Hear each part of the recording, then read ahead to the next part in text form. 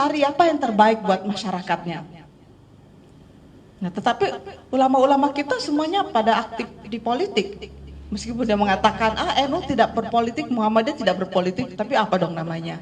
Kalau dia memberikan dukungan pada salah satu paslon misalnya, mestinya kan dia benar-benar netral.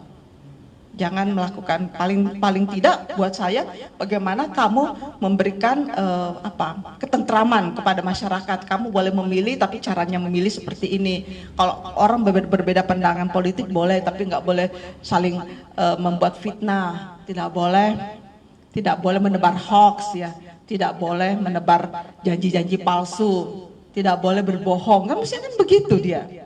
Memastikan masyarakat tidak berkonflik hanya karena berbeda pilihan politik gitu.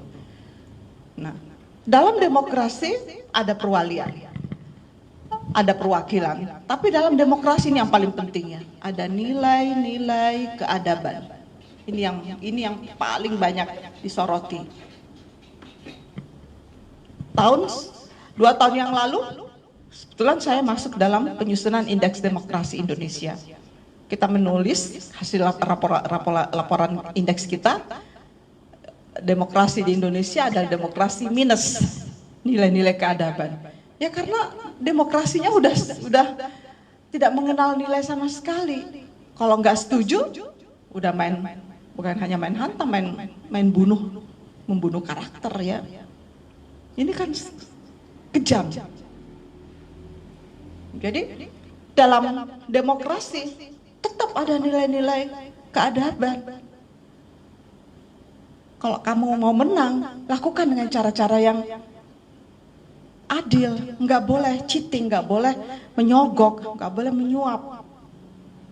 Tapi kita kan masih jualan sembako ya, nggak? Kalau itu masih bagi-bagi sembako, ini kan nggak benar. Ya meskipun itu murah ya tetap aja. Bagaimana namanya serangan fajar, tiba-tiba waduh saya di RT saya itu sibuk deh, pokoknya kalau udah menjelang pemilu, pilkada, sopir saya itu udah nggak mau nyupir. Aduh Bu, saya mendingan itu dulu, saya pokoknya mau cuti dulu ya Bu. Kenapa? Ya saya mau pergi, lumayan Bu, dapat sehari 500.000. Astaga. Jadi gimana ini fakta kok di lapangan.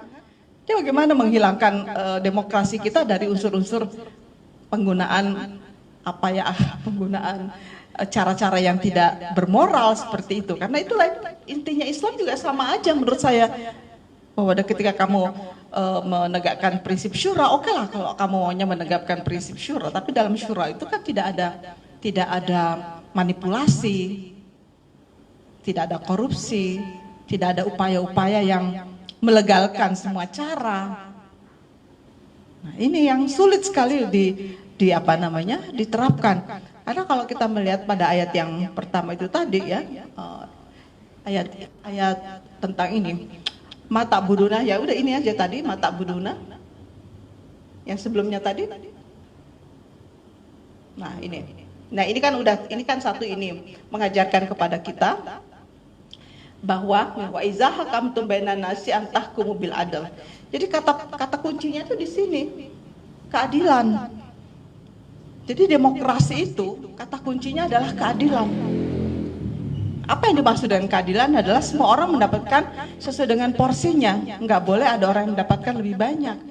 Karena itu bagaimana caranya distribusi pendapatan melalui pajak, yang mendapatkan lebih banyak ya bayar pajaknya lebih banyak. Begitu kan? Tetapi pastikan juga bahwa pajak yang dikumpulkan dari orang-orang yang berlebih itu benar-benar dikelola ya untuk kepentingan masyarakat banyak dalam bentuk apa? Pendidikan, pelayanan kesehatan, layanan transportasi, gitu kan? Nah, kalau kita melihat di negara-negara Skandinavia, di Eropa Utara sana, itu pajak kan mahal sekali sampai 70%.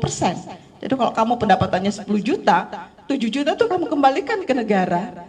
Nah, tetapi karena negaranya sistemnya sudah kuat, 7 juta itu kamu kembalikan, kamu nikmati kembali dalam bentuk pelayanan pendidikan yang gratis, kesehatan yang gratis, transportasi yang gratis. Jadi kan kamu menikmati kembali kan?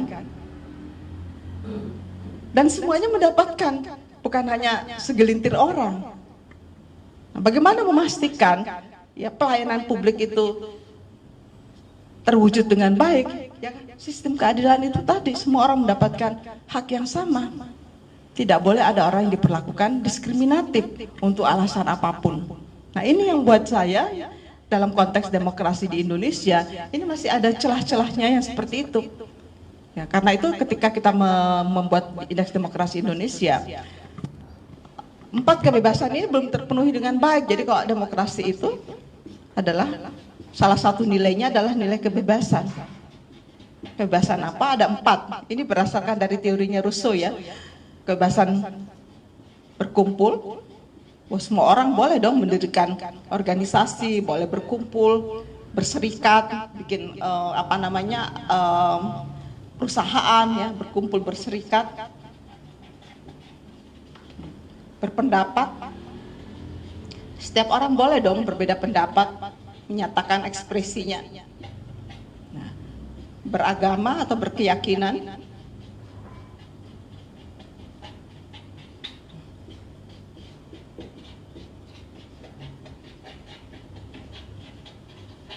Syura juga bicara soal ini. Kebebasan berkumpul itu dijamin. Semua warga negara tanpa kecuali. Ya, tentu mereka yang sedang di penjara tentu tidak punya kebebasan dong, namanya juga orang di penjara. Ya. Jadi semua orang yang bebas punya kebebasan untuk berkumpul, berserikat, kebebasan berpendapat, semua orang boleh berpendapat. Itu loh uniknya dalam demokrasi. Demokrasi nggak boleh mencegah orang berpendapat yang bertentangan dengan demokrasi itu sendiri, boleh. Jadi itu susahnya karena dalam demokrasi orang boleh berpendapat yang anti demokrasi boleh. Karena itu kenapa kelompok-kelompok Hizbut Tahrir, kelompok Wahabi dan sebagainya itu hanya bisa hidup di negara demokrasi. Dia nggak bisa hidup loh di Malaysia. Jadi di Malaysia tuh yang namanya Hizbut Tahrir itu berubah nggak pernah ada karena negara itu bukan negara yang demokratis. Apalagi di Saudi Arabia story aja yang nggak bisa kamu hidup di sana.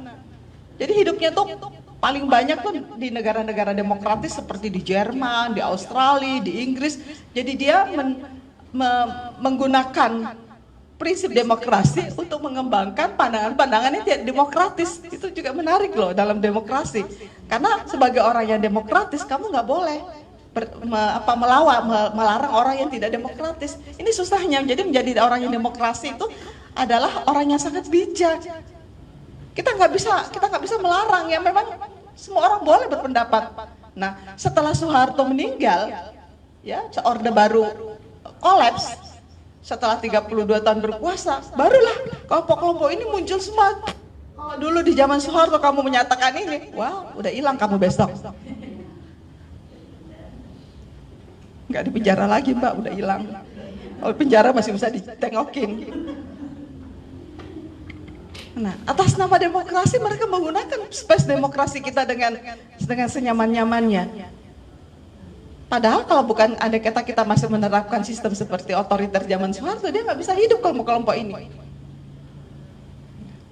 Karena itu kita selalu mengatakan, nah apa yang sebenarnya yang salah dari sistem kita adalah karena kita belum menyiapkan ya perangkat-perangkat demokrasi ini dengan baik. Rakyatnya belum melek politik, belum mengerti apa sih gunanya pemilu, apa sih gunanya pilkada. Itulah sebabnya kita bisa memahami kenapa orang seperti Mahathir bahwa demokrasi itu harus dimulai dengan membangun ya kesejahteraan masyarakat. Karena kalau masyarakatnya sejahtera seperti kita ini dikasih sembako udah bisa menjual suara banget ya. Pada suara itu 5 tahun. Padahal hanya dikasih sembako yang harganya berapa gitu, dikasih baju kaos udah bisa berubah. Apalagi sekarang bukan sembako sama baju kaos loh, berubah.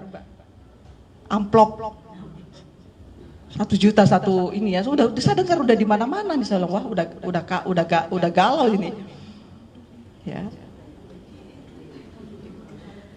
Nah, mestinya kita seperti kalau ya kita juga sebenarnya merasa beruntung sebab kita perjalanan demokrasi kita tuh terlalu cepat ya.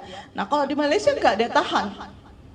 Tunggu sampai masyarakatnya sejahtera. Jadi kalau kita ke ke Malaysia, kalau kita nggak ngajak orang bicara politik, bilang nggak usah lah, kata itu biarin, itu urusan orang di atas, yang penting kita sejahtera dulu. Itu bedanya ya. Jadi banyak orang juga mengatakan bahwa sistem demokrasi itu hanya bisa tumbuh ketika income per kapita masyarakat itu udah 12. Nah, kita kan masih berapa? Terakhir saya mendengar masih $2,5 ya. Nah, pada masyarakat yang income per kapitanya di bawah $12, itu nggak bisa. Jadi kita harus sejahtera dulu. Tetapi kan kalau menunggu sejahtera, kapan kita demokrasinya, ya enggak? Jadi kita kayak semuanya ya serba banyak untungnya, banyak ruginya. Tapi kalau buat saya, oke lah, kita sudah terlanjur jalan. Tapi sekarang bagaimana nih membangun nilai-nilai keadaban itu tadi? Nilai-nilai keadaban itu di mana orang diajarkan bahwa semua orang tuh boleh bebas berkumpul. Nah, tinggal diatur berkumpul itu tujuannya apa, di mana. Harus ada administrasi yang mengatur itu semua. Nah, orang yang mengatur ini harusnya mengerti kebijakan apa. Nah, kamu boleh membuat organisasi, tapi sekarang harus jelas organisasinya apa, kemana, apa gitu kan. Jadi ada pencatatan yang buat saya administrasi, registrasi itu penting, sehingga ada tertib administrasi. Paling tidak itu aja deh dulu yang dibangun. Kebebasan berpendapat, kita boleh berpendapat apa saja. Tetapi ketika kamu nggak setuju dengan pendapat itu, kamu jangan marah ya, kamu lawan pendapat dengan pendapat. Tapi di kita begitu ada seorang yang berpendapat yang lain, yang satunya itu apa yang dikerjakan? Wah, terjadilah apa? Dia tembaklah di sana, dia bunuhlah keluarganya di sini. Caranya begitu ya, belum lagi yang pakai santet, belum pakai apa, cara-cara purba. Gitu ya. Jadi belum bisa menerima orang berbeda pendapat. Jadi kalau saya melihat bahwa kasus-kasus ini banyak ketika terjadi pilkada, yang merusak baleho, yang merusak apa gitu, karena nggak setuju dengan yang lain. Nah, ini yang paling parah, kebebasan berkeyakinan. Udah kalau kasus ini udah kita hancur-hancuran di situ. Bagaimana orang tidak bisa menerima keyakinan yang berbeda. Ya karena juga negara kita juga masih telat. Mestinya kan begitu reformasi, negara kita menyatakan menerima semua agama, semua keyakinan yang tumbuh di Indonesia. Tapi kan cuma menerima Konghucu aja kan, yang lain-lain belum diterima. Telat gitu. Nah, karena kebijakan negara kita yang diskriminatif, terjadilah di mana-mana orang mau mendirikan gereja nggak bisa, karena juga undang-undangnya juga diskriminatif. Jadi saya selalu mengatakan bahwa demokrasi hanya bisa berjalan dengan baik jika pemerintahnya menjalankan sistem yang adil, yaitu tadi tidak ada diskriminasi di dalamnya, harus merevisi sejumlah undang-undang dan kebijakan publik. Sementara di tempat lain masyarakatnya juga diajar pendidikan politik yang memadai tentang bagaimana berkumpul, berserikat, kebebasan berpendapat itu apa sih maksudnya, kebebasan berkeyakinan itu apa maksudnya. Kan tidak berarti bahwa saya membela kelompok Syiah dan Ahmadiyah misalnya, lalu saya ini juga sesat. Ya enggak loh, saya membela dia sebagai kemanusiaan, sebagai warga negara kan. Bukan berarti saya setuju dengan akidah mereka, bukan. Tapi di masyarakat kita aja, begitu saya membela mereka, lalu saya dianggapnya sesat. Saya lalu dibully dan sebagainya. Nah, yang terakhir ini yang paling menarik, kebebasan dari semua perilaku diskriminasi. Bukannya, karena kalau saya melihat prinsip-prinsip ini dibandingkan dengan syura, itu nggak ada bedanya secara esensial.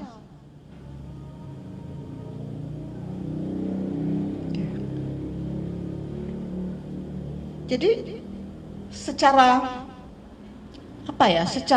historis maupun secara teologis, saya melihat bahwa prinsip-prinsip yang ada di dalam syura dan prinsip-prinsip yang ada di dalam demokrasi itu nggak ada bedanya, sama sekali nggak ada bedanya. Memang kata-kata demokrasi itu nggak ada di dalam bahasa Arab ya memang iya. Tetapi tidak berarti bahwa Al-Quran tidak menggariskan prinsip-prinsip demokrasi. Ya, saya kira kita bisa mulai sekarang dengan pertanyaan, siapa yang mau menyampaikan pengalaman atau apa gitu, silakan. Terima kasih banyak. Teman-teman dipersilahkan untuk bertanya, untuk merefleksi dan sebagainya. Sesi ini akan dipimpin oleh juga pengalaman Mbak Rubaidah. demokrasi.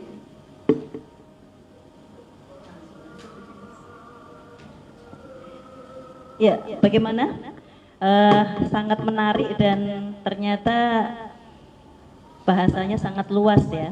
Tidak hanya dari kacamata Islam saja, tapi ternyata kita sudah mengembara kemana-mana tadi pembicaraannya. Dan mungkin ada teman-teman yang tadi di awal-awal ketika kita menjelang diskusi juga ada beberapa paparan yang mungkin nanti bisa disampaikan ke Ibu terkait bagaimana kita melihat demokrasi ini di dalam penerapannya di bumi kita Indonesia ini. Terus mungkin juga bisa dilihat demokrasi menurut Islam. Monggo, ada yang punya unek-unek atau masukan atau sanggahan mungkin, silahkan.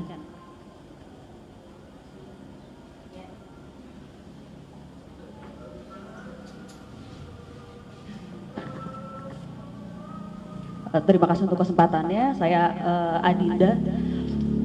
Tadi memang sebelum kegiatan Bu, kita sempat ngobrol-ngobrol.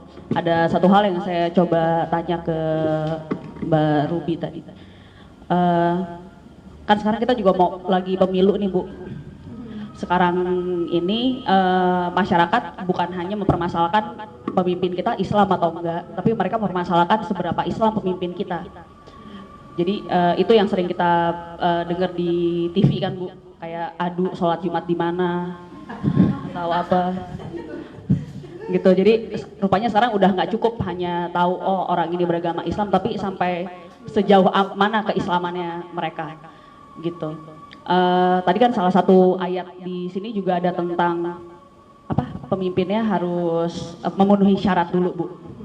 Apakah kadar keislaman ini memang harus kita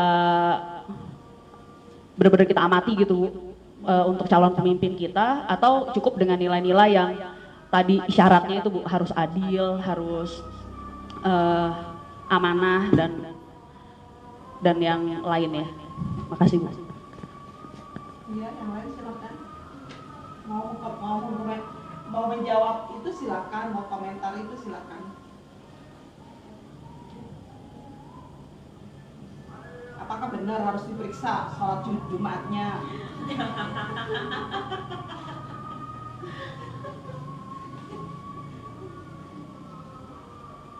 Ya, yang lain lanjut.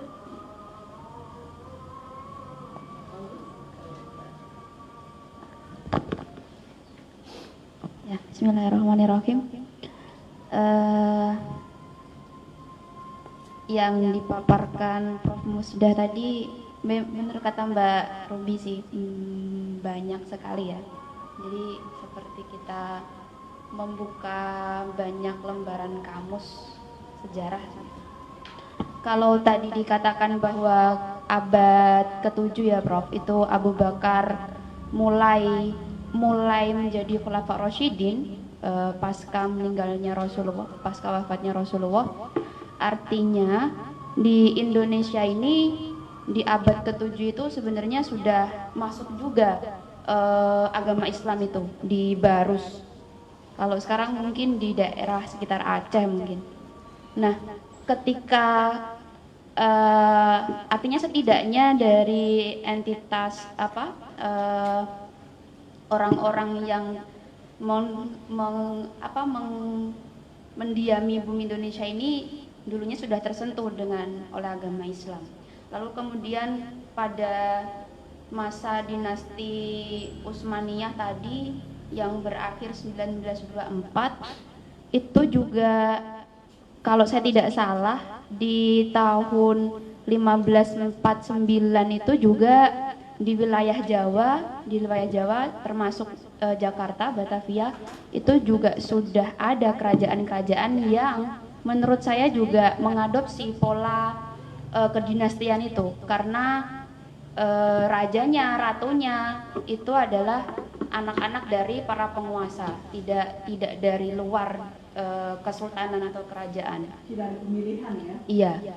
Dan tapi ini Prof, apa ya, tentang sistem demokrasi di Indonesia yang sekarang ini, saya mungkin tidak memilih kata unik ya seperti yang Prof Musda katakan, tapi saya lebih memilih kata ini sedikit lucu begitu, karena satu sisi demokrasi yang kita adopsi yang dikatakan dari Barat tadi, yang mungkin pure dari Barat, satu sisi kita mendapatkan ruang di mana kita bisa berkontestasi, tidak memandang latar belakang dari kasta apapun kita untuk di wilayah politik terutama, tapi di sisi lain juga kemudian kita memberikan ruang kepada pihak-pihak organisasi misalnya HTI tadi untuk justru meruntuhkan demokrasi itu begitu, dengan alasan kebebasan berekspresi dan lain sebagainya. Nah, kalau kata Ibnu Rus ya, asobianya Ibnu Rus itu, atau kalau dalam bahasa Sunjannya itu kabuyutan, harusnya kan semangat-semangat berkumpul, semangat-semangat kita membuat komunitas, kelompok-kelompok kecil itu kan meneguhkan semangat nasionalisme, semakin mempertebal semangat nasionalisme kita sebagai orang Indonesia. Tapi kemudian juga muncul orang-orang seperti HTI ini. Kenapa kemudian mereka itu seperti itu? Sedangkan akses yang diperoleh, mereka bisa berkumpul itu didapatkan dari apa yang ada di Indonesia itu. Mungkin itu sih Prof, apa ya? Nggak tahu ini semacam sedikit kebingungan cara berpola pikir atau menelusuri di mana sih titik kita sampai pada situasi yang seperti ini. Terima kasih. Yang lain?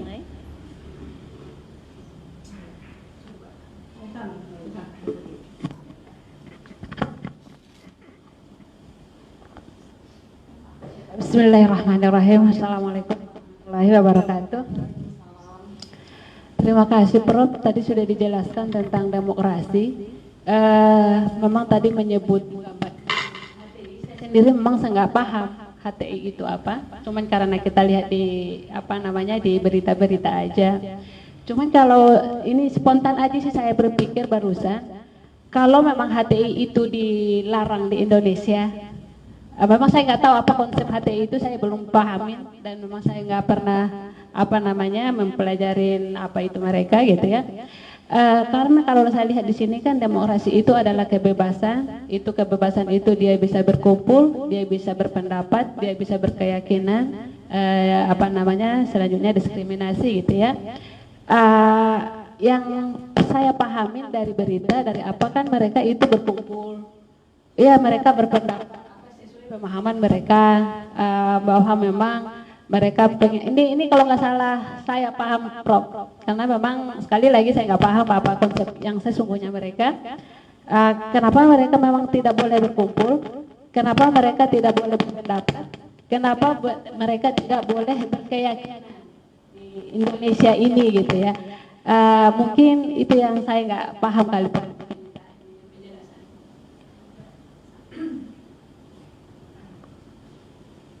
Terima kasih. Ada dua ya. Tadi Ibu bilang bahwa soal nepotisme katanya dosa. Sekarang kalau misalnya nepotisme itu dia memberikan orang ini capable gitu loh, dia mampu kok gitu bekerja dan sebagainya, dia bagus, dia mungkin jujur dan sebagainya. Itu juga dosa, itu satu. Ya, harus yang keduanya adalah ketika kita bicara soal demokrasi, kebebasan berkeyakinan, apakah itu juga menerima orang yang tidak berkeyakinan seperti misalnya ateis begitu? Terima kasih.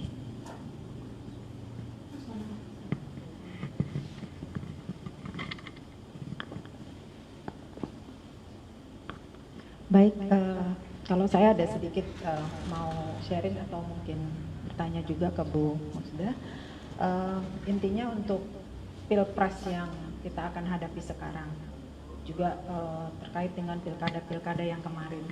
Untuk golongan putih atau golput itu kan cukup banyak, terutama sekarang juga sudah cukup lebih dari 20% ya, yang sudah menyatakan untuk golput. Nah, di alam demokrasi yang seperti sekarang, ada juga yang bilang bahwa kalau seandainya golput itu sudah sampai 60%, itu berarti sudah berdemokrasi. Itu yang ya, ada pandangan lain yang seperti itu.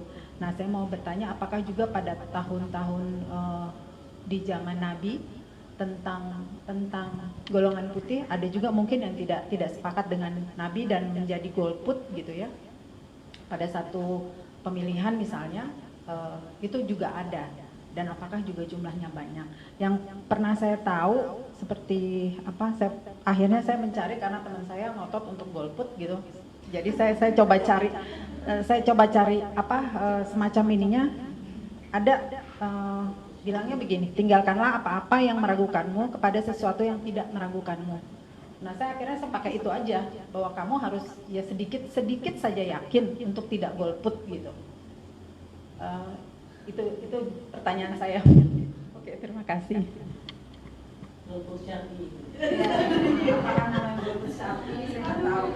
Segalanya pakai label syar'i gitu ya. Jadi ketika orang buat bank syariah itu saya itu nggak pernah tertarik loh. Sampai sekarang orang ya bank saya itu bank konvensional, karena setelah itu saya tanya adik saya yang kerja di BNI, apa sih bedanya BNI syariah dengan BNI konvensional? Dia bilang nggak ada bedanya Bu. Katanya itu cuma akal-akalan aja. Lah, orang dalam yang bilang akal-akalan. Jadi saya gimana dong? Jadi karena kalau kita melihat mau benar-benar bank syari ya gimana? Kalau mau pakai bank syari benar-benar harus bagi modal dari awal kan, nggak boleh ada. Tetapi nggak ada kejujuran sih beberapa bank muamalat. Coba apa yang dilakukan oleh bank muamalat itu nggak jelas juga. Udah bangkrut kan? Udah bangkrut. Jadi semua yang berlabel-label syariah itu kan cuma jualan semata, karena kalau memang betul-betul dia mau mengembangkan syariah itu dia harus menderita duluan. Dan orang yang masuk ke situ juga orang yang betul-betul tidak punya matre gitu. Artinya benar-benar saya nih ikhlas. Mari kita bersama-sama nih, kita bangun bank dan uang ini semuanya kita buat. Tapi manusia kan seringkali nggak bisa mengontrol emosinya, nggak bisa mengontrol keserakahannya. Itu kan kelemahan yang paling mendasar. Ini soal golput nih yang paling belakangan. Nah, salah satu unsur dari demokrasi itu adalah partisipasi publik. Nah, ini mesti ada nih partisipasi publik. Nah, kapan masyarakat itu bisa ikut berpartisipasi? Kalau dia merasakan ada manfaatnya. Karena itu pastikan para pemimpin ini memberikan memberikan pelayanan publik yang bermanfaat kepada masyarakat. Kalau masyarakat nggak merasakan manfaat dari sistem itu, untuk apa? Karena itu kebijakan-kebijakan yang ada ini jangan sampai loh. Kan mengapa terjadi golput, muncul gerakan golput ini? Karena Jokowi kan memilih Ma'ruf Amin kan sebagai wakilnya, dan banyak orang mengatakan itu tidak memenuhi rasa keadilan. Kebanyakan orang sudah sangat tua. Bagaimana dia akan memimpin? Ya, secara logika kan begitu. Kita kan nggak tahu umur, tetapi kan dia nggak lupa pada Mahathir. Mahathir umur 93 masih kuat. Dia lupa kan ya? Ya karena Mahathirnya itu tetap kelihatan muda, tetap kelihatan apa namanya ya. Ya jadi makanya karena itu jangan pernah membuat kebijakan publik yang menimbulkan kemarahan ya, merasa tidak nyaman, jadi banyak orang terganggu rasa keadilannya. Banyak orang lalu kemudian terganggu rasa kepercayaannya, karena ya itu tadi, karena pilihan Jokowi pada akhirnya, saya juga sebenarnya nggak suka bahwa pada akhirnya Jokowi terjebak pada permainan politisasi agama. Ya itu seperti, saya marah sekali ketika orang bertanya Prabowo sholat Jumat di mana? Ngapain sih ngurusin sholatnya seseorang? Karena dalam masyarakat kita juga di masa Nabi nggak pernah bicara ketika memilih pemimpin bahwa orang ini sholatnya banyak. Karena di masa Nabi sekalipun sholatnya seseorang itu tidak berkolaborasi secara positif dengan dengan keadilan seseorang. Ada orang yang sholatnya sampai ininya jidatnya hitam tapi korupsinya jalan terus. Bukan jaminan. Karena itu nggak pernah dalam sepanjang sejarah Islam, nggak pernah ada satu sistem di mana sholat itu menjadi barometer bahwa seseorang itu mampu menjadi pemimpin atau tidak pemimpin. Baru kali ini, itu kan gila menurut saya. Karena itu saya nggak tertarik tuh mempertanyakan Prabowo sholat Jumat di mana. Ngapain sih kamu ngurusin sholat Jumat seseorang? Karena yang sholat Jumat belum tentu belum tentu adil. Yang sholat Jumat juga belum tentu jujur. Kamu bisa melihat sholat seseorang, hanya Tuhan yang tahu kan. Sholat itu, seseorang itu sholat itu benar-benar melakukannya itu benar-benar karena benar-benar hanya keridhaan, mencari keridhaan Allah, atau dia hanya sekedar untuk menutupi ke apa namanya. Banyak orang mengatakan kepada saya, Bu Musta jangan salah juga loh, banyak orang rajin sholat itu hanya sekedar kompensasi dari ketidakbijatannya, dia bilang gitu. Oh ya? Jadi kalau ada kepala daerah yang oh ya siapa yang sholat Jumat kepada memberikan janji-janji kepada masyarakatnya, kalau 40 kali sholat zuhur berturut-turut kamu dapat Innova. Ternyata si bupati itu membuat begitu hanya untuk menutupi kebobrokannya dia. Nggak lama setelah itu dia yang masuk penjara karena korupsi. Ini kan juga karena itu buat saya nggak ada itu dalam Islam, sepanjang sejarah Islam nggak ada itu bahwa seseorang itu diukur dari sholatnya. Karena siapa yang tidak bisa sama aja sih dalam agama lain juga nggak ada orang mengukur dengan rajinnya seorang ke gereja. Karena itu bukan sebuah jaminan bahwa kamu rajin ke gereja lalu kamu betul-betul orang yang beragama, nggak juga. Ini menarik loh, dalam Islam nggak ada itu Nabi pernah memastikan. Bahkan Nabi juga nggak pernah buat aturan siapa yang nggak sholat harus dihukum, nggak ada itu, saya nggak pernah dengar di zaman Nabi seperti itu. Yang ada adalah Nabi selalu mengatakan sholatlah kamu dengan baik, dan sholatmu itu mencerminkan ya harus apa yang kamu inna sholata tanha anil fahsya wal munkar gitu ya. Jadi pastikan bahwa sholatmu itu mencegah kamu dari perbuatan-perbuatan yang mungkar dan perbuatan-perbuatan yang keji. Itu aja. Nggak pernah sepanjang sejarah Islam saya mendapatkan satu literasi yang mengatakan bahwa seseorang sholat itu menjadi barometer dari kapabilitas untuk dipilih jadi pemimpin. Nggak pernah. Karena kalau saya melihat ya, banyak sekali contoh dalam kehidupan sehari-hari kita, kayak katanya tadi pemimpin agama lah apa segala macam, tapi juga dia terlibat korupsi, dia juga selingkuh, ya terlibat dalam permainan perempuan. Jadi menurut saya nggak ada jaminan gitu ya. Karena itu janganlah menjadikan perilaku dalam agama itu sebagai, nah perilakunya tuh kalau misalnya keadilan, kan kelihatan kalau keadilan itu bahwa dia tidak korupsi, dia tidak nepotisme. Nah nepotisme itu kan selalu berkaitan dengan keturunan. Kalau misalnya kamu memilih seseorang yang memberikan rekomendasi kepada orang itu bahwa ini punya kapabilitas, punya ini, sepanjang itu bukan anak kamu boleh aja. Karena kalau anak kamu nanti itu masalahnya adalah konflik interestnya itu susah. Itulah sebabnya kenapa di dalam Islam seperti dicontohkan Umar bin Khattab, sepanjang saya menjadi khalifah, anak saya dan keturunan saya itu nggak boleh menjabat jabatan apapun dalam kekhalifahan saya ini. Artinya tahan dulu lah, itu kan juga satu kontrol. Bagaimana kamu mengontrol diri untuk tidak melibatkan anak-anak kamu di dalam pemerintahan kamu, itu kan sebuah kontrol diri juga. Ya. Nah, ada pertanyaan yang menarik. Lalu kalau misalnya dalam demokrasi itu 4 kebebasan ini harus dijamin, karena itulah HTI menggunakan ini. Nah, tetapi kemudian HTI menggunakan 4 kesempatan demokrasi ini untuk kepentingan-kepentingan yang tidak demokratis, itu kan masalahnya. Tetapi meskipun demikian, dalam prinsip demokrasi dia nggak boleh dilarang. Tapi kenapa dia dilarang? Karena aktivitas kekerasannya, dia melakukan berbagai macam bentuk kekerasan. Ya. Jadi kalau mau lihat kekerasan apa saja yang dilakukan oleh HTI, itu bisa lihat di hasil keputusan pengadilan. Karena mereka juga mengatakan itu bukan kekerasan, dia melakukan makar di mana-mana. Jadi yang dilarang itu bukan karena kebebasan berkumpulnya, dia dilarang berkumpul, dilarang berpendapat, enggak. HTI itu benar-benar menikmati semua fasilitas demokrasi. Tetapi karena dia melakukan kekerasan, dia terlibat dalam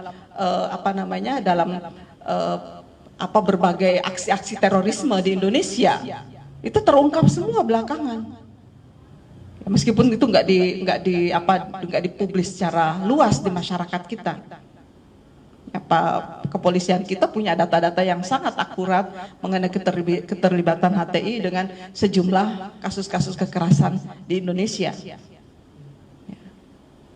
Jadi bukan soal mereka dilarang berkumpul, dilarang berpendapat, dilarang berbeda keyakinan, bukan.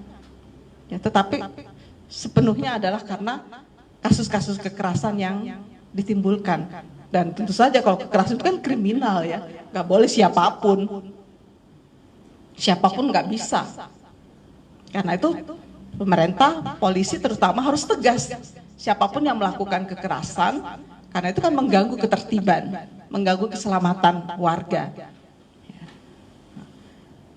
Ada pandangan juga mengatakan kalau misalnya di sini dikatakan berkeyakinan, lalu bagaimana dong dengan orang-orang yang memilih untuk tidak berkeyakinan? Menurut saya mereka boleh di dalam negara demokrasi, karena demokrasi tidak boleh melarang apapun. Nah, timbul perdebatan, kita kan negara Pancasila, semua orang harus beragama. Itu satu tafsir, itu juga problem. Bahwa semua orang harus beragama. Lalu bagaimana kamu tak bisa tahu agama seseorang? Agama itu kan sesuatu yang sangat private dalam diri manusia. Boleh jadi dia mengaku Islam, apakah dia benar-benar Islam? Cuma Tuhan yang tahu kan? Ini juga problem loh. Kalau dikatakan semua orang harus beragama, karena kita mengandung Pancasila ketuhanan yang Maha Esa. Itu kan satu tafsir. Kalau saya membaca tafsir yang lain dalam perdebatan mengenai Pancasila, orang seperti Agus Salim, orang yang sangat beragama, seperti bapaknya Gus Dur juga Wahid Hashim, itu juga orang yang sangat beragama, mengatakan ketuhanan yang Maha Esa itu tidak bicara soal agama.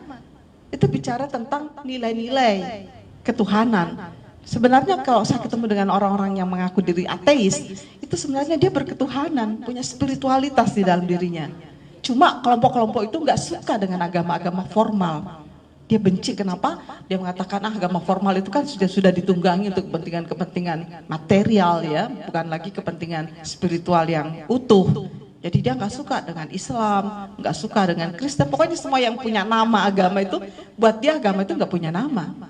Apa itu isinya? Ya kepercayaan kepada sesuatu yang dianggap dianggap sebagai suci, dan itu nggak perlu pakai sistem, dia bilang begitu. Ya pokoknya saya percaya aja. Gimana? Tidak, itu nggak, kalau ditanya apa kitab sucinya, ya nggak ada. Apa ya hanya hati nurani saya aja, dia bilang begitu. Berarti kan orang-orang ini kan orang yang percaya pada sesuatu. Dia berketuhanan dan dia berspiritualitas. Karena jangan lupa ya, banyak di antara kita beragama, tetapi kita nggak punya nilai-nilai spiritualitas sedikit pun. Karena itu buat saya yang penting adalah, saya nggak mau tahu apa agamamu, tapi yang penting buat saya nilai-nilai spiritualitas yang kamu yakini itu bermanfaat buat saya, bukan buat dirimu saja, tetapi juga buat masyarakat di sekitarmu. Itu kan gunanya kita beragama sebetulnya. Nah, karena itu di dalam demokrasi, makanya beberapa hal itu timbul banyak ini juga sih ya, banyak konflik juga, karena muncul aturan orang-orang yang tidak beragama tidak boleh hidup di Indonesia. Loh, bagaimana dia tahu dia tidak beragama? Ini problem juga loh sebetulnya, karena kita juga belum selesai ya dengan menjadi Indonesia itu seperti apa. Kita kan masih dalam proses being ya Indonesia. Nah, sementara kita juga nggak mau bicara lanjut secara mendalam. Apa sih yang boleh dan tidak boleh supaya kita semua bisa tahu. Nah, muncullah misalnya ya aturan-aturan yang sangat diskriminatif itu tentang pendirian rumah ibadah. Kalau mendirikan rumah ibadah harus ada persetujuan dari sekian kakak misalnya. Nah, aturan yang ini kan diskriminatif buat kelompok minoritas. Itu juga asal tahu ya, aturan yang ada ini, pendirian rumah ibadah ini untuk kelompok muslim yang di NTT itu juga bermasalah. Nggak cukup 60 kepala keluarga, dia nggak bisa mendirikan masjid, kasihan kan? Itu problem loh buat kelompok-kelompok minoritas. Saya menemukan kelompok-kelompok Islam di NTT, di Halmahera, di Sulawesi Utara, kasihan gitu kan, nggak mencukupi. Padahal dia kan kepingin sebagai warga negara kan kepingin beribadah. Kenapa nggak boleh? Ya sepanjang itu buat saya tetap aja sih harus ada aturan, misalnya bikin masjid nggak boleh di tengah-tengah jalanan dong, kan mengganggu lalu lintas. Jadi harus memikirkan ya lahan parkirnya, ketertiban lalu lintasnya, mengganggu nggak itu apa, jangan deket-deket pasar, kan mengganggu kan, aktivitas pasar yang demikian padatnya kan kasihan gitu loh. Jadi carilah tempat, jadi ini diatur oleh, kalau saya oleh tata kota, oleh wali kota yang atur, peruntukannya lahan yang ada di daerahnya itu yang sekian ini buat lahan terbuka, yang ini buat lahan publik, ini buat lahan ibadah, masjid, apa semuanya boleh. Jadi diatur sedemikian rupa lah oleh wali kota kalau menurut saya. Sehingga semua warga negara bisa beribadah dengan nyaman, kan dia tidak saling mengganggu satu sama lain. Atau nanti dibuatlah katedral satu kompleks semuanya agama bisa dibuat di situ. Jadi kalau mau beragama ya ke situlah. Jadi enak kan, rukun gitu. Jadi bisa parkirnya kayak di katedral dengan Istiqlal sekarang kan. Kan enak tuh kalau lagi lebaran Idul Adha orang kita bisa parkiran di katedral kan. Sebaliknya kalau lagi Natalan orang-orang gereja bisa parkiran di Istiqlal, kan jadi nyaman begitu. Jadi nggak usah cari tempat yang lebih luas lagi kan, jadi saling, kan nggak bersamaan juga kan, tinggal diatur saja. Itu loh gunanya kita berdemokrasi, saling memberi dan saling menerima. Karena intinya demokrasi itu adalah menerima dan memberi. Banyak orang hanya mau memberi tapi nggak mau menerima, itu kan susah. Tetapi yang paling inti menurut saya itu adalah di nilai-nilai keadaban ini tadi. Nilai-nilai keadaban ini identik dengan nilai-nilai kemanusiaan, di mana di dalamnya adalah prinsip yang pertama sekali itu adalah prinsip kesetaraan. Dalam demokrasi itu adalah pertama adalah prinsip kesetaraan semua warga. Di depan hukum semua orang itu sama. Nah ini yang paling susah diterapkan tuh ini. Kalau sudah menyangkut itu adalah kelompok elit, wah, biasanya penegak hukumnya sudah mulai. Nah ini ya kalau dalam demokrasi ini yang paling cobaannya itu, tantangannya itu di sini. Bagaimana kita ingin menegakkan demokrasi ketika kita dihadapkan pada kondisi di mana yang melanggar hukum itu adalah kalangan elit. Susah kan? Mau ditangkap, wah ini jenderal. Mau ditangkap, ini pimpinan agama, wah gimana dong? Ya mestinya kan kalau menggunakan hukum yang satu kan siapapun kalau dia melanggar ya ditangkap. Tapi ini kan selama ini yang terjadi kan begitu. Belum lagi nanti di kejaksaan. Wah yang namanya kejaksaan itu, yang namanya kasus itu, setiap kasus itu punya nilai berapa. Oh kasus ini nilainya 20 miliar. Kasus ini, loh kok ada kasus itu kok punya nilai? Saya bilang begitu. Ya tergantung siapa yang kena kasus, kata dia. Nah kalau udah begini kan susah menerapkan demokrasi. Nah intinya kan di situ. Sama dengan syura. Syura itu intinya adalah bagaimana kamu memperlakukan semua manusia sama. Enggak boleh hanya karena dia kaya, dia punya jabatan, dia punya apa gitu lalu diperlakukan istimewa. Enggak mudah. Dan itulah tantangannya demokrasi itu di situ. Bisa enggak? Ya, prinsip kesetaraan semua warga itu diterapkan. Ya, biasanya tuh pasti selalu ada privilege ya, keistimewaan. Ya. Dan biasanya tidak banyak orang yang suka melepaskan keistimewaan itu. Ini juga masalah besar. Semua orang menikmati ya keistimewaan, menikmati fasilitas. Semua orang nggak mau berbagi. Kalau udah urusan fasilitas, oh saya beda dong, gitu kan maunya. Nggak mudah ya menghilangkan itu. Ya sopir saya aja karena kebetulan kita dekat ya dengan Kapolda, jadi kita dikasih satu sign ya berupa topi polisi itu taruh di depan mobil saya gitu. Nah kalau saya ditangkap itu dia ngelihat itu aja udah bebas gitu.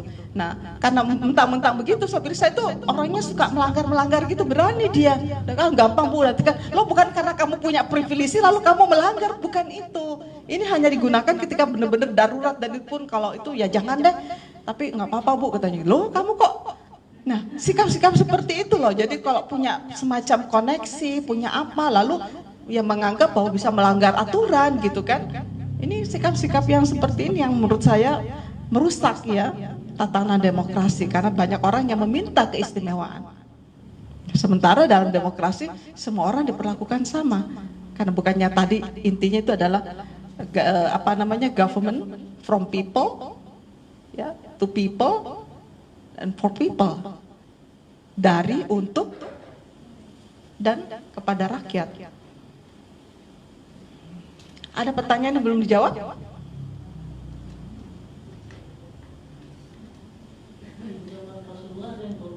Golput belum, nggak ada dalam sejarah, nggak ada informasi itu. Ya karena Rasul itu kan nggak pernah membuat kebijakan yang bagaimana ya. Rasul itu selalu buat kebijakan yang menyenangkan semua orang. Setiap kebijakan, kalau zaman Rasul sih memang kebijakan Rasul itu selalu mendapatkan wahyu dari Allah. Selain daripada itu dimusyawarahkan dengan para sahabat, Rasul juga menunggu ketentuan dari wahyu, karena apa yang dilakukan oleh Rasul itu beda dengan yang dilakukan oleh Khulafa Rasyidin. Kalau Khulafa Rasyidin itu kan udah nggak ada wahyu lagi yang turun ya. Jadi kalau ada kebijakannya yang keliru ya itu dimaklumi saja karena dia manusiawi. Jadi kan mulai dari Khalifah Rasyidin ini udah, ya memang namanya Khalifah Rasyidah, Khalifah yang dibimbing, ya mendapat bimbingan. Tetapi dia bukanlah Nabi. Dalam ajaran Islam yang kita kenal sebagai maksum, apa itu maksum? Yang terpelihara dari segala kesalahan dan dosa, itu kan hanya Rasul. Selain Rasul ya semuanya sama. Sesuci apapun ya tetap saja kita harus curiga pada dia. Enggak mutlak. Jadi hanya Rasul yang maksum. Yang lainnya apapun jabatan kamu, ini loh bagusnya dalam Islam tuh nggak ada hierarki. Kita nggak punya paus yang bisa memutuskan satu hal. Islam tuh, dunia Islam tuh nggak punya hierarki seperti paus. Tetapi beda kalau di kelompok Syiah ya, meskipun nggak satu orang ya, ahlul ahli wal aqdi itu sebuah majelis yang terdiri dari ulama-ulama yang sangat ternama yang memutuskan keputusan-keputusan penting di dalam Republik Islam Iran. Ya itu bedanya ya, demokrasi Iran dengan demokrasi yang lain. Nah, apakah Hizbut Tahrir juga menyebut seperti itu? Nanti ada semacam ya ahlul halli wal aqdi. Siapa mereka? Kita kan nggak tahu. Ada lagi pertanyaan soal ini? Ya soal ayat itu tadi, jangan kamu keluarlah dari keraguan-raguan pada yang tidak meragukan. Hadis ya, ya keluar. Tapi buat saya, kalau sekarang ini kondisinya harus dilihat dulu mudaratnya dengan manfaatnya. Hanya itu saja, karena kalau kamu nggak memilih, kamu berarti membiarkan orang lain menentukan pilihan kamu kan? Itu kan begitu. Jadi daripada orang lain menentukan pilihan, mendingan kamu milih dong supaya kamu bisa mempengaruhi model keputusan yang akan terjadi. Kalau kamu tidak memilih, kamu membiarkan orang lain memilih, jadinya menentukan bahkan. Karena itu kalau saya manfaatnya ya lebih baik jangan golput, memilihlah agar supaya kita bisa turut mempengaruhi kebijakan publik. Karena itu partisipasi publik sangat diharapkan.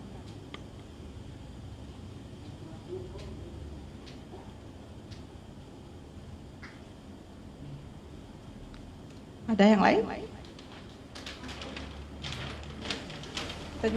Silakan.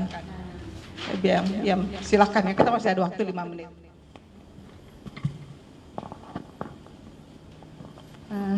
Terima kasih. Saya sebenarnya tidak punya pertanyaan, tapi sebenarnya saya ingin menanggapi seperti apa yang tadi dijelaskan sama Prof. Soal bagaimana demokrasi itu mencakup soal bicara tentang kesejahteraan rakyat. Nah, kita tidak boleh lupa bahwa sebenarnya di era rejim Orde Baru itu sebenarnya kita pernah mengalami satu problem, dan itu bentuk kepemerintahan yang sama sekali tidak demokratis. Soeharto yang kemudian mungkin agama Soeharto waktu itu Islam ya, cuman ya tidak menjamin bahwa kemudian prinsip kepemerintahan yang dianut Soeharto itu menganut paham-paham yang demokratis, terutama ketika ada pembukaman, terus ada pembunuhan terhadap para aktivis 65, juga kemudian ada kudeta merangkak terhadap Presiden Soekarno. Itu karena pertama adalah Soeharto saat itu tidak menganut soal paham demokrasi kerakyatan yang benar-benar bicara soal kepentingan rakyat. Karena pertama apa? Setelah 65, transisinya ke 67 itu Soeharto menandatangani Undang-Undang Penanaman Modal Asing. Dan itu yang membuat kenapa kita Indonesia terus mengalami kemiskinan yang semakin diperpanjang sampai saat ini kita merasakan itu. Karena pertama adalah investasi asing itu mulai menguasai kita, dan Freeport itu perusahaan terbesar yang pertama kali menguasai Indonesia. Nah, itu sebenarnya yang perlu kita lihat, mengapa di zaman itu Soeharto yang mungkin kita bilang agamanya Muslim tapi tidak menjamin bahwa dia menganut prinsip-prinsip atau asas demokrasi yang seperti dibilang Prof tadi, bahwa dari rakyat, oleh rakyat, dan untuk rakyat. Dan Soeharto kan menguasai kepemimpinannya itu selama 32 tahun dengan kediktatorannya dia, otoriternya dia, dan akhirnya orang-orang dibungkam sampai saat ini. Sekarang kan ya di kalangan kita anak-anak muda kan pada rame itu dengan wacana bahwa sekarang tuh kita reformasi rasa Orba gitu, karena masih ada juga pemberangusan soal buku-buku kiri, soal tempat-tempat diskusi. Kalaupun soal pengalaman kita, ya kayak kita tuh di API Kartini beberapa bulan lalu tuh kita pernah dibubarkan loh. Itu diskusi kita bikin pendidikan perempuan, dan itu kita dibubarkan sama Pak RT. Katanya, wah kalian ini diskusi apa-apaan nih, bikin pendidikan politik lagi gitu. Perempuan lah kok bicara kayak gitu. Udah tujuannya politis banget, padahal sebenarnya kita lagi bikin pendidikan perempuan, dan sebenarnya model kumpul-kumpulnya biasa. Dan itu yang sebenarnya sekarang tidak lagi kita bicara demokrasi, tapi memang untuk sampai saat ini demokrasi itu yang sepenuhnya itu tidak pernah diterapkan di Indonesia. Walau sebenarnya orang terus mengkampanyekan bahwa ideologi Pancasila itu kita menganut itu seutuhnya di Indonesia, tapi sebenarnya penerapannya nggak ada sama sekali. Itu. Terus pengalaman saya sebagai dulu waktu 5 tahun tuh aku mengalami konflik horizontal di Maluku Utara. Nah itu dari mulai 5 tahun sampai usiaku 10 tahun ke atas belasan itu kan mulai ada pemilihan tuh. Nah itu terus kali dikampanyekan soal bagaimana kita harus memilih orang Kristen. Tapi di kelompok Muslim mereka dikampanyekan juga harus memilih pemimpin yang Muslim. Jadi ada konfrontasi antara kita dengan teman-teman dari Muslim. Nah itu yang sebenarnya kemudian membuat kami tuh terjebak pada isu SARA. Dan di saat itu setelah saya sebelum kuliah, saya kemudian mengalami masa yang sebenarnya trauma dan kemudian punya kebencian terhadap orang-orang Muslim saat itu. Karena kami menganggap dari pembunuhan yang terjadi, kematian saudara-saudara kami, pembakaran gereja itu karena orang Muslim. Tapi sebenarnya ada hal yang mendasar, yang prinsip, sehingga kemudian kenapa ada perpecahan dan kerusuhan itu. Nah itu yang kemudian sampai saat ini masih ada sebenarnya. Luka-luka itu yang tersimpan di masyarakat di sana. Tapi kalau aku sih udah selesai, dan aku pikir itu bukan soal yang pokok lagi kita perdebatkan. Yang terpenting adalah bagaimana memilih pemimpin yang berusaha menerapkan prinsip-prinsip kebijakan yang demokratis, terutama soal prinsip kepentingan rakyat kayak pendidikan gratis, kesehatan gratis. Cuman ya kita kan tinggal di Indonesia, bukan tinggal di Kuba atau Venezuela. Terima kasih. Betul sekali ya, bahwa mau tahu ya hasil indeks demokrasi yang 2017 yang baru aja kita rilis 2018, bahwa demokrasi di Indonesia itu masih pada level prosedural, belum masuk pada demokrasi substantif. Menarik loh bahwa sampai sejauh ini kita udah sekian lama reformasi, tapi masih aja pada level prosedural. Ya memang kita jadi bahwa kita menyebut Indonesia itu demokrasi seperti juga di zamannya Soeharto kita menyebut kita demokrasi karena demokrasi ada pemilu. Ada pemilunya kan bohong-bohongan. Ingat nggak waktu itu partai memang ada 3, ada Golkar, ada P3, ada PDIP. Tapi kan kamu sudah tahu yang menang pasti Golkar kan? Enggak. Dan dulu kan nggak perlu kampanye kan?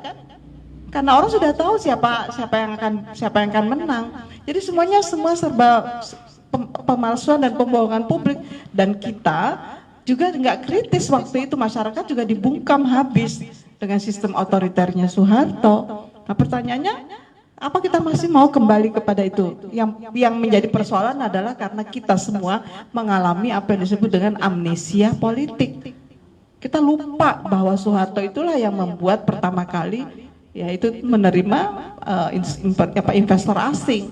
Maksudnya kan itu kita omongin terus sehingga orang nggak lupa ketika orang bicara tentang jumlah utang yang semakin menggunung, itu siapa dulu dong yang buka, ayo. Maksudnya kan kita omongin terus.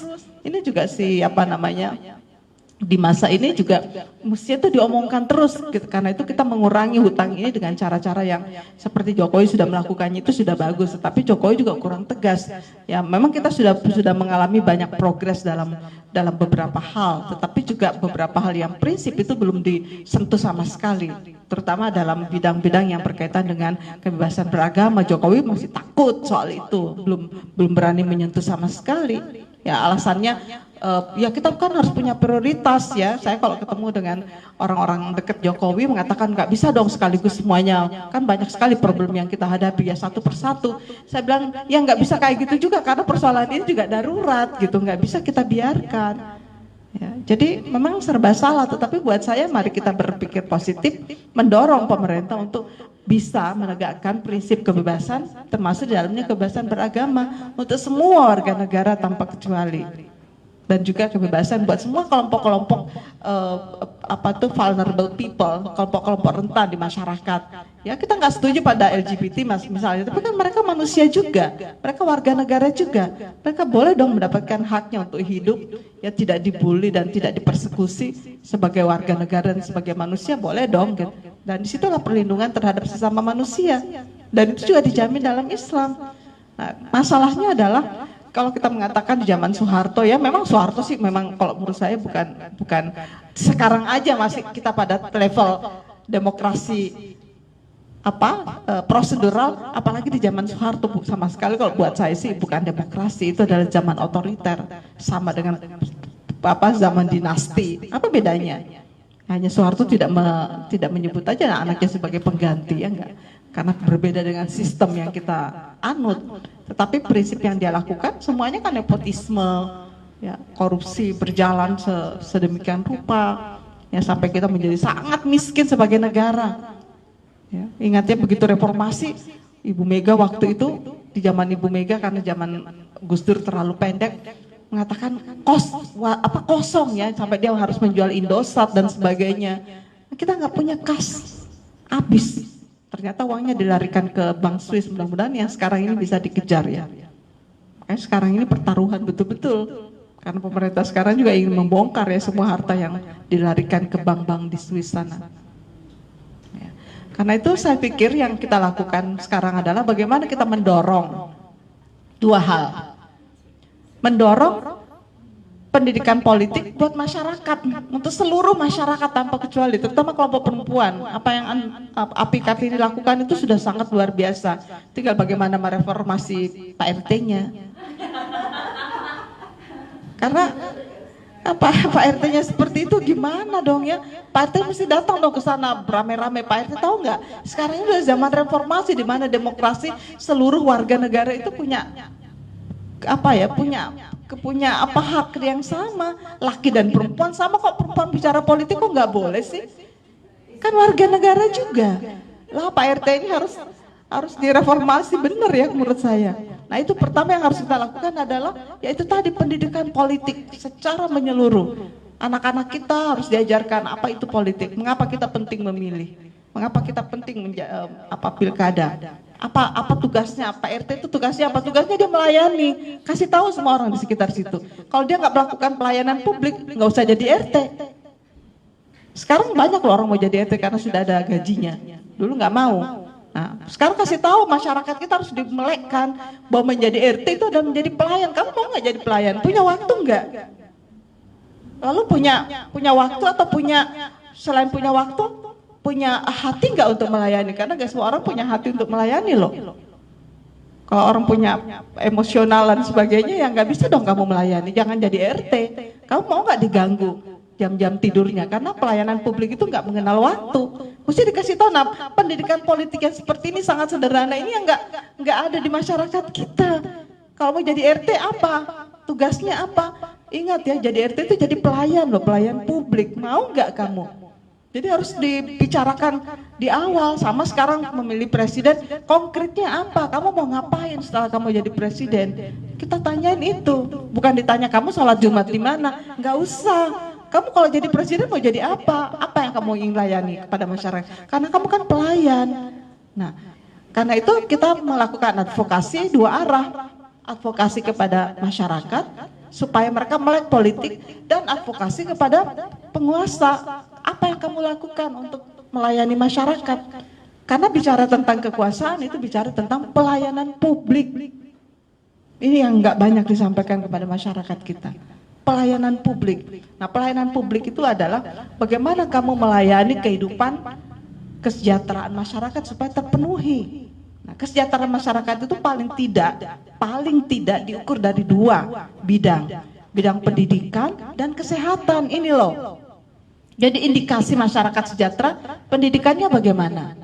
Apakah semua masyarakat kita mendapatkan pendidikan yang layak secara gratis? Itu kan urusan negara, bukannya dalam konstitusi kita mencerdaskan kehidupan bangsa. Artinya apa? Negara ini dibentuk untuk membuat masyarakat kita menjadi cerdas.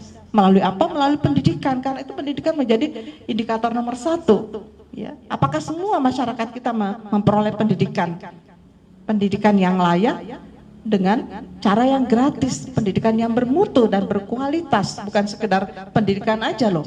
Kita harus lihat juga pendidikan kita ini apa nih modelnya. Yang kedua, bidang yang kedua adalah kesehatan. Karena itu indikator untuk melihat negara-negara sejahtera dan tidak di dunia ini, lihat dulu pendidikan masyarakatnya gimana. Yang kedua, gimana kesehatannya. Saya nggak tahu nih BPJS lagi ngaco juga nih sekarang. Jadi gimana nih kesehatan? Katanya kita dapat kita bayar pajak, tapi pajak itu dikemanakan? Mestinya kembali lagi kepada pelayanan publik. Yang dua ini yang paling penting, pendidikan dan kesehatan. Nah, setelah itu baru transportasi. Kalau negara-negara maju itu kan tiga-tiganya ini sudah gratis semua. Mereka masyarakatnya menikmati itu dengan sepenuh hati, dan karena itu ya bagaimanalah caranya si para penguasa ini membuat satu sistem di mana seluruh warga negara mendapatkan pelayanan yang gratis dan berkualitas pada 3 bidang yang saya sebutkan tadi, pendidikan, kesehatan, dan transportasi. Nah, ini aja yang dilakukan. Jadi sebagai pemimpin kamu gak usah ngatur sholatnya orang, nggak usah ngatur busananya orang pakai busana apa, yang penting dia nggak telanjang di tengah masyarakat. Itu kan ada juga namanya norm-norm publik itu kan ada ya, apa yang boleh dan tidak boleh itu kan nggak perlu diatur di negara. Kita sudah saling mengatur, orang tuanya kan yang ngatur, ya nggak, kepala masyarakatnya yang ngatur, tokoh-tokoh masyarakatnya yang ngatur. Sebagai bupati yang kamu urusin tuh 3 hal pokok itu aja, pelayanan publik. Kamu nggak usah mengatur perda-perda busana, perda-perda syariat, nggak perlu, nggak ada hubungannya dengan kesejahteraan masyarakat. Ini loh yang saya selalu katakan, bukannya saya nggak suka pada syariat, bukan, tetapi syariat yang kalian maksudkan itu terlalu sempit. Syariat itu ada ujungnya adalah membangun kesejahteraan kepada seluruh warga, ya, karena syariat itu harus berdampak pada kesejahteraan. Karena itu mari kita semua ya sebagai warga bangsa, menurut saya itu selalu optimis ya, meskipun banyak orang udah marah, kesel, saya sih tetap aja enjoy ya. Karena saya selalu punya prinsip optimistik ya. Selalu kita optimis melihat dengan penuh kegembiraan bahwa kalau kita semua akan bekerja dengan baik, ya kita selalu berprasangka baik, insya Allah semuanya akan menjadi lebih baik. Karena itu jangan diem saja, kita ngomong aja, ngomong dengan cara-cara yang santun, mendorong dengan cara-cara yang baik, dan jangan lupa juga kita juga berdoa bahwa Tuhan memberikan kita kekuatan spiritual untuk memberikan yang terbaik buat sesama. Saya kira itu. Makasih banyak. Wassalamualaikum warahmatullahi wabarakatuh.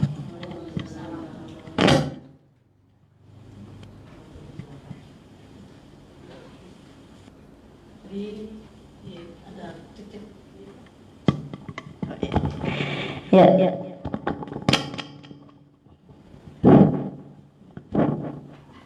Kita telah selesai di penghujung. Jadi tadi saya sedikit mengambil kesimpulan dari diskusi kita tentang demokrasi dalam Islam.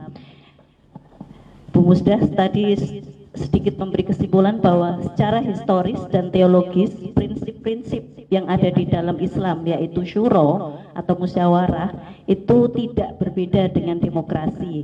Memang demokrasi bukan berasal dari Islam itu sendiri, tetapi secara prinsip itu tidak berbeda, sehingga kalau kemudian ingin menerapkan nilai-nilai keislaman, nilai-nilai demokrasi itu juga harus kita tanamkan juga di dalam keseharian atau kehidupan kita.